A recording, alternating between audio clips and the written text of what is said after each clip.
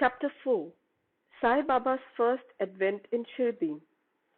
In this chapter, we shall discuss Mission of the Saints, Shirdi, a holy tirth, personality of Sai Baba, dictum of Goli Bua, appearance of Vitthal, Sri Sagar's story, Das Kanu's bath in Prayag, Immaculate Conception of Sai Baba, and his first advent in Shirdi, and the three Vadas. In the last chapter, I described the circumstances which led me to write Sai Satcharitra. Let me now describe the first advent of Sai Baba in Shirdi. Mission of the Saints.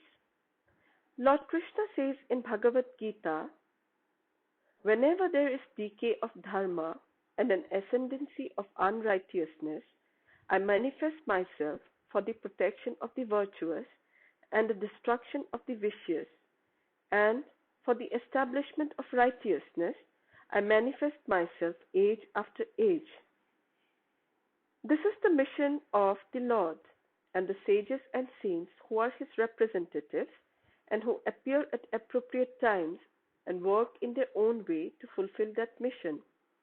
For instance, when the twice born, that is the Brahmins, the Kshatriyas and the Vaishyas, neglect the duties, and when the Shudras try to usurp the duties of other classes, when spiritual preceptors are not respected but humiliated, when nobody cares for religious instructions, when everybody thinks himself very learned, when people begin to partake of forbidden foods and intoxicating drinks, when under the cloak of religion people indulge in malpractices, when people belonging to different sects fight amongst themselves, when Brahmins fail to do Sandhya adoration and the Orthodox leave their religious practices, when yogis neglect the meditation, when people begin to think that wealth, progeny, wife are their sole concern and thus turn away from the true path of salvation,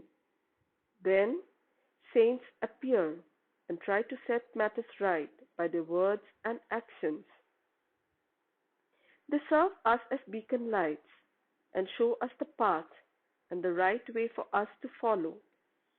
In this way, many saints, that is, Nivrutti, Dhyanadev, Muktabai, Namdev, Gora, Gonai, Eknath, Tukaram, Narahari, Narsibhai, Sajjan Kasai, Savata, Ramdas, and various others did appear at various times to show the right path to the people, and so the present advent came as Sri Sai Baba of Shirdi. Shirdi, a holy tirth. The banks of the Godavari river in the Ahmednagar district are very fortunate, for they gave birth and refuge to many saints, prominent amongst them being Dhyaneshwar. Shirdi also falls in the Kopargaon Taluka or the Ahmednagar district.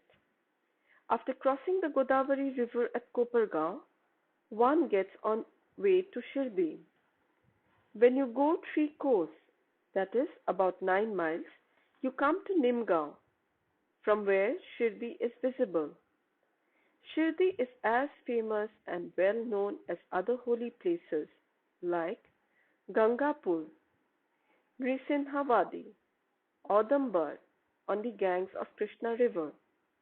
As the devotee Damoji flourished and blessed Mangal Vedha, as Samrat Ramdas at Sajjangarh, as Sri Nrsimha Saraswati at Saraswati Wadi, so Sainath flourished at Shirdi and blessed it. Personality of Sai Baba. It is on account of Sri Sai Baba that Shirdi grew into importance. Let us see what sort of a personage Sai Baba was. He conquered this sansar, which is very difficult and hard to cross. Peace or mental calm was his ornament, and he was the repository of wisdom. He was the home of Vaishnav devotees, most generous amongst all, the quintessence of all essences. He had no love for perishable things and was always engrossed in self realization, which was his sole concern. He felt no pleasure in the things of this world or of the world beyond. His antarang heart was as clear as a mirror, and his speech always rained nectar. The rich or poor people were the same to him. He neither knew nor cared for honor or dishonor. He was the lord of all beings. He spoke freely and mixed with all people, watched the actings and dances of Nach girls and heard ghazal songs. Still, he swerved not an inch from samadhi, mental equilibrium. The name of Allah was always on his lips. While the world awoke, he slept, and while the world slept, he was vigilant. His inner self was as calm as the deep sea. His ashram could not be determined, nor his actions could be definitely determined. And though he sat in one place, he knew all the transactions of the world. His darbar was imposing. He told hundreds of stories daily. Still, he swerved not an inch from his vow of silence. He always leaned against the wall in the masjid, or walked morning, noon, and evening towards Lendi and Chavadi. Still, he at all times abided in the self. Though a siddha, he acted like a sadhaka. He was meek, humble, and egoless, and pleased all. Such was Sai Baba, and as the soil of Shirdi was trodden by Sai Baba's feet, it attained extraordinary importance. As Dhyaneshwar elevated Alandi, Eknath did to Paithan, so Sai Baba raised Shirdi. Blessed are the grass, leaves, and stones of Shirdi, for they could kiss the holy feet of Sai Baba and take his dust on their head. Sai Baba became to us devotees another Pandharpur, Jagannath, Dwarka, Benares, and Rameshwar, Badri Kedar, Nasik, Trimbakeshwar, Ujjain, and Mahakaleshwar, or Mahabaleshwar Gokarn. Contact of Sai Baba in Shirdi was like a study of Veda and Tantra. It quietened our sansar and rendered self-realization. The darshan of Sri Sai was our yoga sadhana, and talk with him removed our sins. Shampooing his legs was a bath in Triveni Prayag, and drinking the holy water of his feet destroyed our sins. To us, his commands were Vedas, and accepting his Udi and Prasad was all purifying.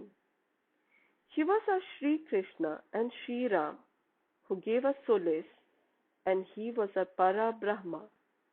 He was himself beyond the pair of Dvandvas, never rejected or elated. He was always engrossed in himself as existence, knowledge, and bliss. Shirdi was his center, but his field of action extended far beyond to Punjab, Calcutta, North India, Gujarat, Dhaka, and Konkan. Thus, the fame of Sai Baba spread far and wide, and people from all parts came to take his darshan and be blessed. By mere darshan, minds of people, whether pure or impure, would become quiet at once. They got here the same unparalleled joy that devotees get at Pandharpur by seeing Vitthal Rakhumai. This is not an exaggeration. Consider what a devotee says in this respect. Dictum of Goli Bua. An old devotee by name Goli Bua, aged about 95 years, was a Varkari of Pandhari. He stayed for 8 months at Pandharpur, and for 4 months on the banks of the Ganges. He had a donkey with him for carrying his luggage and a disciple as his companion. Every year he made his wari or trip to Pandharpur and came to Shirdi to see Sai Baba, whom he loved most. He used to gaze at Baba, saying, "This is Pandharinath Vitthal incarnate, the merciful Lord of the poor and helpless." This Goliboa was an old devotee of Vithoba and had made many a trip to Pandhari, and he testified that Sai Baba was real Pandharinath. Vitthal himself appeared.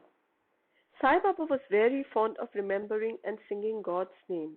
He always uttered Allah Malik, God is Lord, and in his presence made others sing God's name continuously, day and night, for all 7 days of the week. This is called Nam Sapta. Once he asked Das Kanu Maharaj to do the Nam Sapta. He replied that he would do it, provided that he was assured that Vitthal would appear at the end of the 7th day. Then Baba, placing his hand on his chest, assured him that certainly Vitthal would appear, but for that the devotee must be earnest and devout. The Dankapuri of Dakurnath, the Pandhari of Vitthal, the Dwarka of Ranchor is here. One need not go far out to see Dwarka. Will Vitthal come here from some outside place? He is here. Only when the devotee is bursting with love and devotion, Vitthal will manifest himself here. After the Saptah was over, Vitthal did manifest himself in the following manner. Kaka Sahib Dikshit was as usual sitting in meditation after his bath. He saw Vitthal in a vision. When he went at noon for Baba's darshan, Baba asked him point blank, "Did Vitthal Patil come? Did you see him?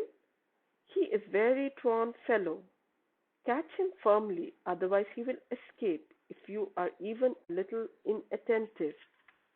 This happened in the morning, and at noon there was another Vitthal darshan. A hawker came there for selling 25 or 30 pictures of Vithoba.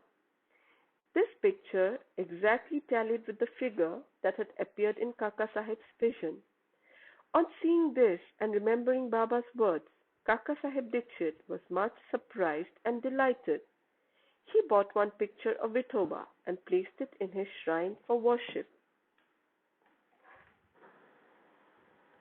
Bhagwantrao Srisagar's story. How fond was Baba for Vitthal worship was illustrated in Bhagwantrao Srisagar's story. The father of Bhagwantrao was a devotee of Vithoba and used to make waris, annual trips, to Pandharpur. He also had an image of Vithoba at home, which he worshipped. After his death, the son stopped everything, the wari, the worship and Shraddh ceremony, etc. When Bhagwantrao came to Shirdi, Baba, on remembering his father, at once said, "His father was my friend, so I dragged the son here. He never offered Naivedya, offering of food, and so he starved Vitthal and me. So I brought him here. I shall remonstrate him now and set him to worship." Das Ganu's bath in Prayag. The Hindus think that a bath in the holy Tirth of Prayag, where the Ganga and Yamuna meet, is very meritorious, and thousands of pilgrims go there periodically to have the sacred bath there. Once, Das Kanu thought that he should go to Prayag for a bath and came to Baba to get his permission for doing so. Baba replied to him, "It is not necessary to go so far. Our Prayag is here, believe me." Then, wonder of wonders, when Das Kanu placed his head on Baba's feet, out flowed streams of Ganga Yamuna water from both the toes of Baba. Seeing this miracle, Das Kanu was overwhelmed with feelings of love and adoration and tears filled my eyes. Inwardly, he felt inspired, and his speech burst forth into a song in praise of Baba and his Leelas. Immaculate Conception of Sai Baba and his first advent in Shirdi. Nobody knew the parents, birth, or birthplace of Sai Baba. Many enquiries were made, many questions were put to Baba and others regarding these, but no satisfactory answer or information has yet been obtained. Practically, we know nothing about these matters. Namdev and Kabir were not born like ordinary mortals. They were found as infants in mother of pearls. Namdev being found on the bank of Bhimrathi river by Gonai, and Kabir on the banks of Bhagirathi river by Tamal. Similar was the case with Sai Baba. He first manifested himself as a young lad of 16 years under a neem tree in Shirdi for the sake of bhaktas. Even then, he seemed to be full of the knowledge of Brahma. He had no desire for worldly objects even in dreams. He kicked out Maya, and Mukti was serving at his feet. One old woman of Shirdi, the mother of Nana Chowdar, described him thus: "This young lad, fair, smart, and very handsome, was first seen under the neem tree seated in an asan. The people of the village were wonderstruck to see such a young lad practicing hard penance, not minding heat and cold. By day he associated with none, by night he was afraid of nobody. People were wondering and asking whence this young chap has turned up. His form and features were so beautiful that a mere look endeared him to all. He went to nobody's door, always sat near the neem tree. Outwardly he looked very young, but by his action he was really a great soul. He was the embodiment of this passion and was an enigma to all.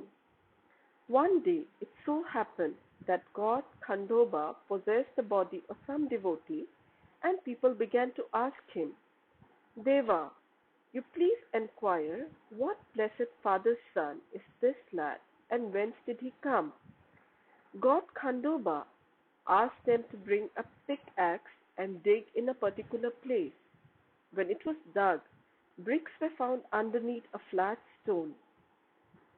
When the stone was removed, a corridor was seen, in which 4 samais or lights were burning. The corridor led to a cellar where cow-mouth shaped structures, wooden boats, rosaries were seen.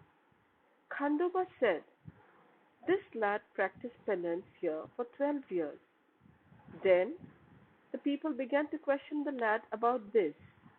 He put them off by telling them that this was his guru's place, his holy watan, and requested them to guard this well.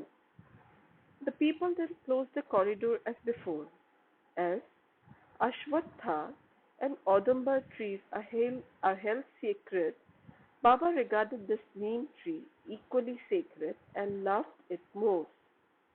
Mahalspati and other Shirdi devotees regarded this site as the resting place, Samadhi stand, of Sai Baba's Guru and prostrate before it. 3 Vadas. The site with the neem tree and surrounding space was bought by Mr. Hari Vinayak Sathe, and on this site a big building styled Sathe's Vada was erected. This Vada was the sole resting place for pilgrims who flocked there. A platform was built round the neem tree and lofts with steps were constructed. Under these steps there is a niche facing south, and devotees sit on the par or the platform facing north. It is believed that he who burns incense there on Thursday and Friday evenings will, by God's grace, be happy. This Vada was old and dilapidated and needed repairs. The necessary repairs, additions and alterations have been made now by the Sansthan. Then, after some years, another Vada, Dikshit's Vada, was constructed. Kaka Sahib Dikshit, solicitor of Mumbai, had gone to England. He had injured his leg in an accident there. The injury could not be got rid of by any means. Nana Sahib Chandorkar advised him to see Sai Baba. So, he went to Sai Baba in 1909 and requested him to cure the lameness of his mind rather than that of his leg. He was so much pleased with the darshan of Sai Baba that he decided to reside in Shirdi.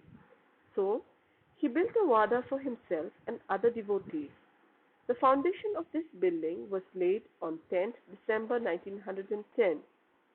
On this day, two other important events took place. Number one, Mr. Dada Sahib Kharpade was given permission to return home. And number two, the night aarti at the Chavadi was started. The Wada was completed and was inhabited on the Ram Navami day in 1911 with due rites and formalities. Then, other Wada or palatial mansion was put up by the famous millionaire Mr. Booty of Nagpur.